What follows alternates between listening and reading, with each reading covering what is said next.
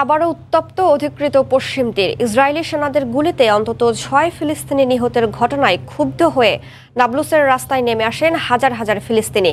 এ সময় ইসরায়েলি সেনাদের আক্রমণের তীব্র নিন্দা জানান তারা। এদিকে এ ঘটনার পরপরই এক বিবৃতিতে সন্ত্রাসী কর্মকাণ্ডের বিরুদ্ধে পেশাগত দায়িত্ব সঠিকভাবে চালিয়ে যাওয়ায় নিজ সেনাদের ধন্যবাদ জানিয়েছেন ইসরায়েলি প্রধানমন্ত্রী ইয়াইর লাপিদ। কাঁধে লাশ, হাতে বন্দুক, একের পর এক ফাঁকা গুলিতে বিক্ষোভে উত্তাল অধিকৃত পশ্চিম তীর। প্রায় প্রতিদিনই ইসরায়েলি বাহিনীর গুলিতে প্রাণ হারাচ্ছেন ফিলিস্তিনিরা। সবশেষ মঙ্গলবার ইসরায়েলি বাহিনীর বিপুল সংখ্যক সদস্য পশ্চিম তীরের নাবলুসে প্রবেশ করে অভিযানের নামে নির্বিচারে গুলি চালিয়ে বেশ কয়েকজন ফিলিস্তিনিকে হত্যার পরপরই রাস্তায় নেমে আসেন বিক্ষুব্ধ ফিলিস্তিনিবাসী। এ সময় ইসরায়েলের সন্ত্রাস বিরোধী অভিযানের নামে একের পর এক হামলার তীব্র প্রতিবাদ জানান তারা। এছাড়াও নিহতদের মধ্যে বেশ কয়েকজন নিরস্ত্র ছিল বলেও জানানো হয়।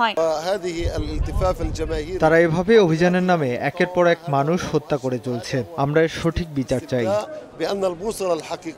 পশ্চিম তীরে অভিযানের নামে ফিলিস্তিনিদের হত্যার প্রতিবাদে গাজা উপত্যকায় টায়ার জ্বালিয়ে বিক্ষোভে অংশ নিয়েছে ফিলিস্তিনিরা। কালো ধোঁয়ায় ছেয়ে যায় চারিপাশ।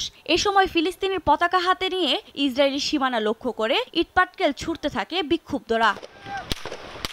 এদিকে ইসরায়েলের আসন্ন নির্বাচনকে সামনে রেখে অভিযানের নামে ফিলিস্তিনিদের ওপর অতর্কিত হামলা চালানো হচ্ছে বলে বিভিন্ন আন্তর্জাতিক গণমাধ্যমে খবর প্রকাশ করা হলেও তেল আবিবের দাবি, নির্বাচন সামনে রেখে নিজ নাগরিকদের নিরাপত্তা নিশ্চিত করতেই সন্ত্রাস বিরোধী অভিযান জোরদার করা হয়েছে।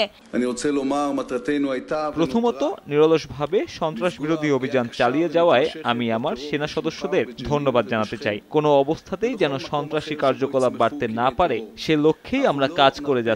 আমরা আমাদের নাগরিকদের নিরাপত্তার লক্ষ্যে অভিযান অব্যাহত রাখব।